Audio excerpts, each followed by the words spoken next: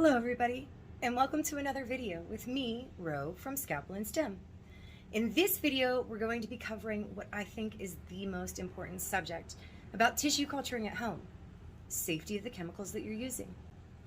Now, we're using regular household chemicals, nothing fancy, but you have to be careful about what you mix. So, let's get started. These are the 4 chemicals that I most commonly use. The first is Clorox, and this contains sodium hypochlorite.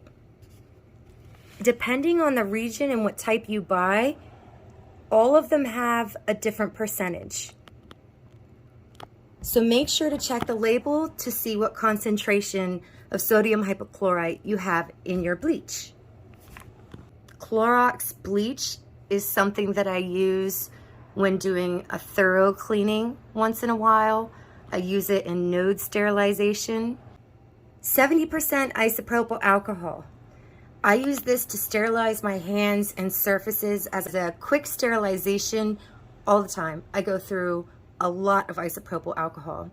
Now, 91% will sterilize as well, but 70% does a quicker and more thorough job if you're just spraying things down over and over and over again. So the vinegar that I use is specifically for cleaning as opposed to the type that you would use in your food, and it has a higher percent of acidity than most cooking vinegar. It's a nice gentle cleaner, but it's not as effective as some of the other chemicals that we're showing you here. 3% hydrogen peroxide is great at removing dead tissue and not much else. The chlorine atoms in bleach are more than happy to leave if they have got a good place to go. So we're going to find bleach features a lot in what not to mix with stuff. First, we're going to discuss bleach and vinegar. These two mixed together create chlorine gas. Chlorine gas in high concentrations is extremely toxic, deadly toxic. So you certainly don't want to mix these two, especially in an area that you don't have ventilated.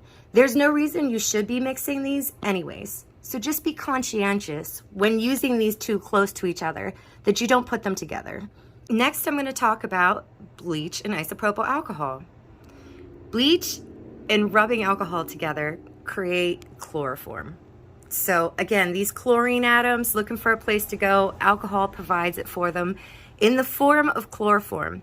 For anyone that doesn't know what chloroform is, when you're watching a movie and someone goes to kidnap somebody else and they take a rag and put a liquid on it and then put it over their face, they're essentially knocking them out with chloroform. And finally, I'm going to talk about isopropyl alcohol and hydrogen peroxide. Now, these two together make peracetic acid. It's highly corrosive to your eyes, your skin, your breathing. You definitely don't want to do this together in an enclosed space. So these 4 being my most used chemicals are the ones that I have to be conscientious of. If you choose to use different chemicals in your labs and different procedures, make sure to do the research.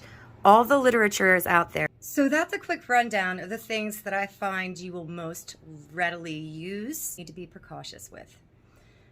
If you choose to use other chemicals in your lab, make sure that you take a look at the literature and see what precautions you need to take to correctly use that chemical.